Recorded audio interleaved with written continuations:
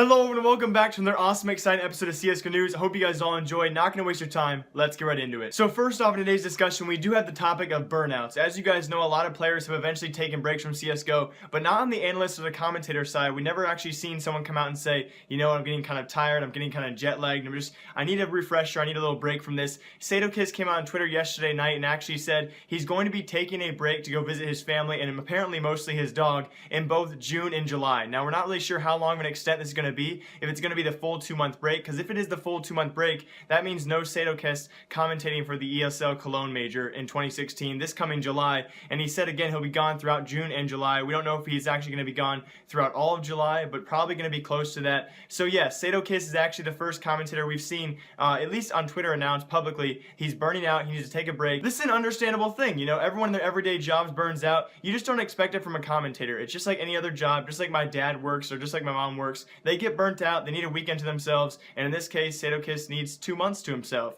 So that came out on Twitter in pretty big news. And in other news, we have confirmed by Sean Gares on his live stream announced not too long ago that Cloud9 actually re-offered him a position at Cloud9. They re-offered him the job. As you guys know, quite a long time ago now, Sean Gares actually left Cloud9, then was picked up by Team Echo Fox, owned by Rick Fox, and now managed by MoTV. So apparently Cloud9 actually approached Sean Gares with the position for Cloud9. He denied that and stayed on Team Echo Fox, and that's when they had decided to pick up Cloud9's Slemmy, who is known today. And again, Cloud9 definitely one of those teams struggling, but again, Team Echo Fox not doing too well either. And I guess you can say Sean Gares is kind of the exception to the rule. It would have been much worse had Sean Gares been kicked from Cloud9 and then they came back and were like, you want to join back up the team? So kind of a funny case here. They actually did offer him the job. He denied it and he stayed with Team Echo Fox. Now I would say in terms of NA standings, Cloud9 is probably doing better than Team Echo Fox, but again, that's just my opinion. So maybe Sean Gares should have taken that offer. And of course, very understandable, there's going to be a few of you out there that say, Jake, where's your proof? Did Sean Gares actually say this? Besides the multiple sources of people saying, yes, he actually said this on stream,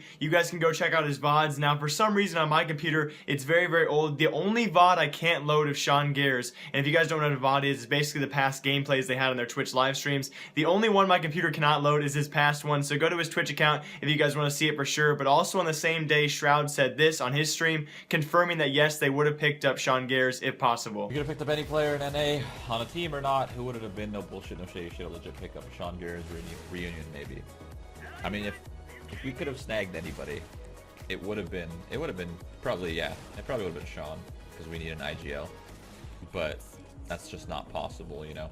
And speaking of the big major ESL Cologne coming in July, the $1 million prize pool, those 8 legendary teams already qualified for that. I talked to you guys about this in the last video. I wanted to know what 8 teams you guys thought would be invited to this and what 8 teams you guys would actually think would qualify. We do have the qualifiers starting to break down. And first off, we had Renegades versus Tyloo to actually qualify to go to the qualifier. Kind of a complicated process there. And everyone expecting Tyloo to actually give them a good show, if not win this for sure. And Renegades actually beat Tyloo in a best-of-3 series. They beat them 2-1. And Team Renegades will go to the ESL 1 main qualifier to qualify for the ESL Cologne Major, the $1 million prize pool. A team you really never saw going there, a definite underrated team, and great for them. Again, facing off against Tyloo, who had that great run in DreamHack Malmo versus Team Liquid and then Team Luminosity, beating both of those teams, and then all of a sudden dropping off the map. So I do kind of have to wonder, where is Tyloo at? They missed also a lot of events, the SI Invitational and the RSL leagues as well, way in the past because of visa issues. So maybe they haven't been playing as much against this kind of competition, but I do feel bad for Tyloo. They have a little slim chance of still qualifying, but congrats to Team Renegades for the chance they have in the future. Hope the best for them. And then in some sad but really heroic CSGO news, and for the first time, JW, my man, coming in to save the day. We had this Twitch live stream by the name of August, a 14-year-old Swedish kid who was actually live streaming CSGO and other content on a 24-hour Twitch live stream not too long ago.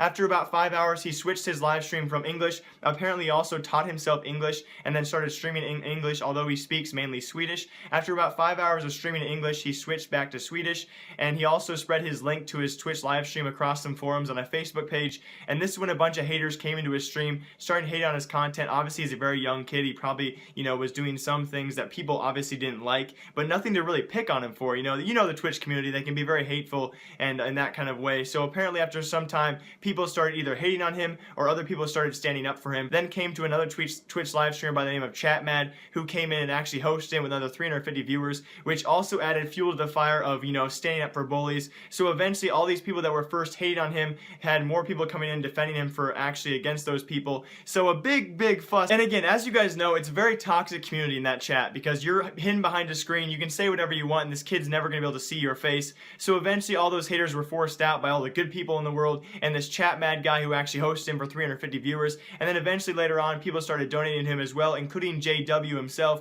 donating a couple $100s to the kid, which is absolutely amazing to see. I love how the title of this article though was JW saves the universe or whatever, saves this kid. Although it was mainly Chapmad and all these Twitch people who actually came in and started helping this kid out. JW just kind of donated to him. But the big shout out goes to Chapmad and all these people in the chat, all you guys who possibly were watching this live stream and actually defending this kid. Congrats to you. It's great to see the CSGO community has some glimmering moments like this, although the whole story started out kind of bad. I'm not gonna lie to you guys, I messed up in yesterday's video, and big time. Apparently you guys did not like it. There were a lot of dislikes in yesterday's video, and I want to point out why that was, because I totally misspoke off the assumption that I was correct on the whole NA CSGO scene. Now you guys really corrected me in that last video. I'm not going to touch on it too much, but I messed up. I didn't do my research. I didn't understand why some teams with organizations in America were actually not North American teams. So a bunch of people commented down below, like Envious apparently has an organization, they're owned by an American company, but they're obviously a French team. So you guys corrected me. Apparently it's based off the player nationality, and the majority nationality on the team decides that. But South American teams are actually kind of a, you know, a little special case there, because the closest place they can go to is North America for better paying and those kind of issues as well. So South America is the exception. The Brazilian teams are the exception to that rule. So again, I'm so sorry for that, guys, and thank you for correcting me. It always makes these videos better when you guys actually do stuff like that. So again, thank you to the comment section for correcting me and making the videos better. And I do need to really quick apologize to all of you guys for the lack of news in the last few videos, including this one. Only like 3 or 4 stories in the video. I am sorry for that. I've been super stressed for time. This past week, obviously, I had final exams and I'm moving all the way home, which took a lot longer than I thought it would. And then this next week's very busy. I'm starting a full-time job, and this weekend is actually Mother's Day and my mom's birthday, and I'm going to see my sister Jenny as well to hopefully make that question and answer video for you guys in the future. So again, I'm so sorry for the lack of content. I also wanted to ask you guys really quick, would you mind seeing a question and answer video with me and my mom, or just by me, myself, in the future? If you guys want to see that, leave a comment down below, because I love to make question and answer videos maybe like once a month. So we'd have me and Jenny make part 1, and then I'll be by myself with part 2, then with my mom for part 3. That sounds so wrong. With my mom, with my sister, with my aunt. But if you guys want to see more question and answer videos, make sure to leave your questions down below in the comment section. I'll answer all of those in the future. As always though, thank you so much for watching. Your guys' support has been crazy. The growth has been insane. I promise you guys this summer is going to be an absolutely crazy growth period for all of us, and we're going to have some amazing stories in the future as well, and some big news days hopefully coming up soon. As always, remember, I like you. I'll see you guys in a couple days in another CSGO news video. Remember, I like you. Whew. Goodbye. Oh man, we killed it!